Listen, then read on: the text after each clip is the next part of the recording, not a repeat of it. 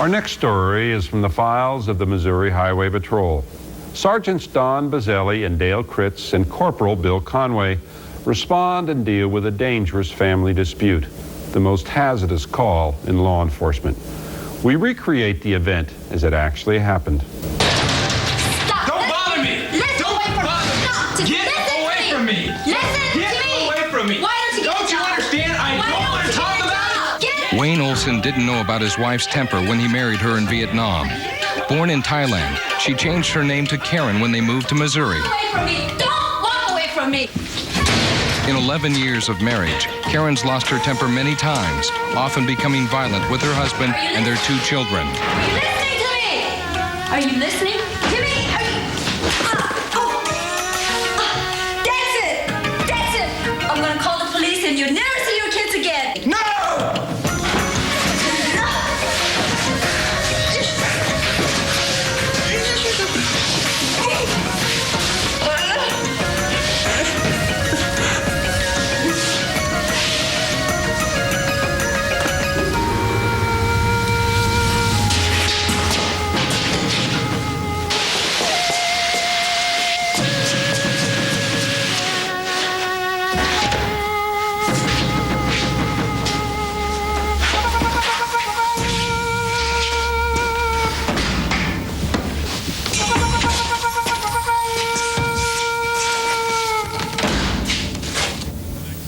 For the next 3 months, while the victim remained in the freezer, Wayne told people that his wife had deserted the family and gone back to Thailand.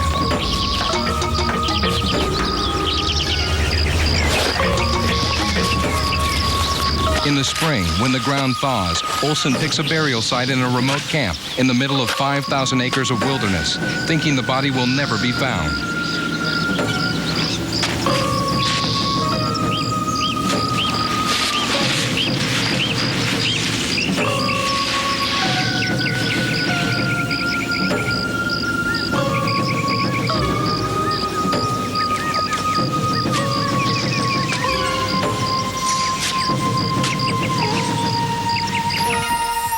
It is just a beautiful morning. Isn't it gorgeous? You know what we ought to do today? What? We ought to go up to the state park. I'd love to go horseback riding. Oh, really?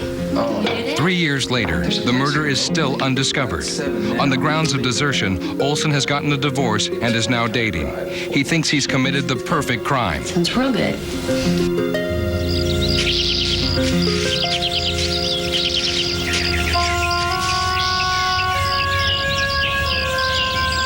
While mapping hiking trails for the camp, a consultant from Finland notices something that at first looks like a tortoiseshell. He soon realizes that in fact, it's a skull.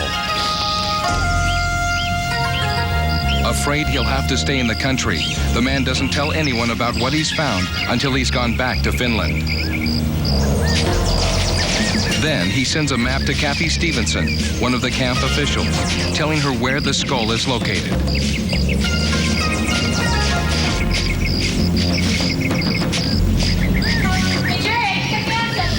What is it, Kristen? What do you got? Skull. Wait, don't touch it. What are we gonna do? Let's mark the spot.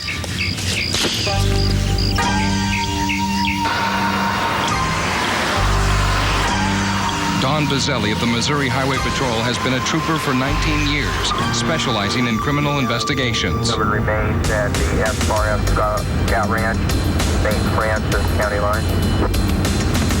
10-4, be about 5 minutes. First on the scene are Trooper Ralph Sturdivant and Sergeants Randy Keller and Dale Kritz.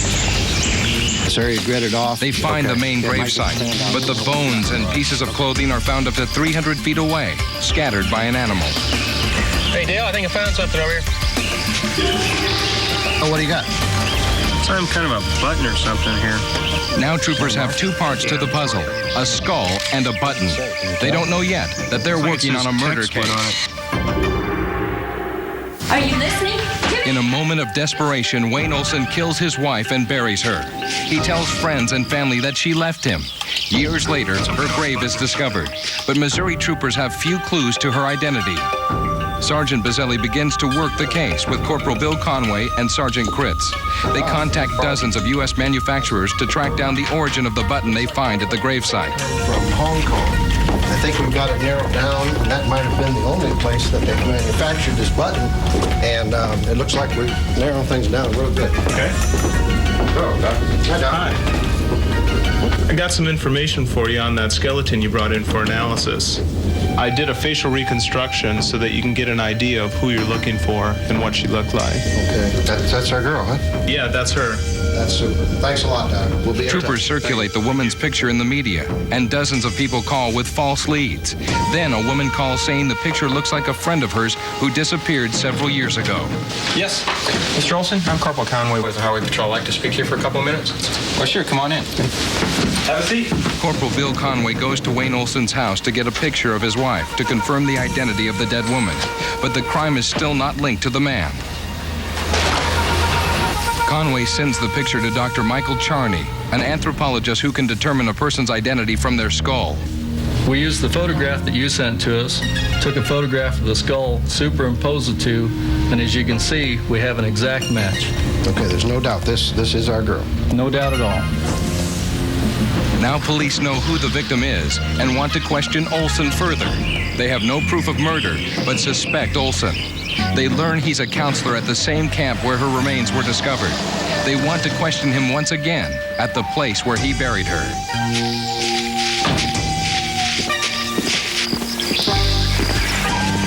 Can I help you all? Okay, I'm right now.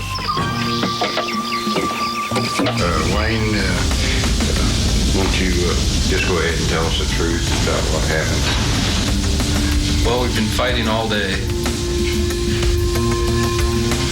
She just couldn't take it anymore. I knocked her down, said she was going to call the cops. I dug a small hole, put her in it. I just don't want my kids to find out. Confronted by officers, Olson confessed. Karen's murderer was finally brought to justice. The killer pleaded guilty to felony destruction of evidence and second-degree murder. He received life in prison with no parole. Bill Conway is now a sergeant, still assigned to criminal investigations. Don Bazzelli continues to specialize in criminal investigations.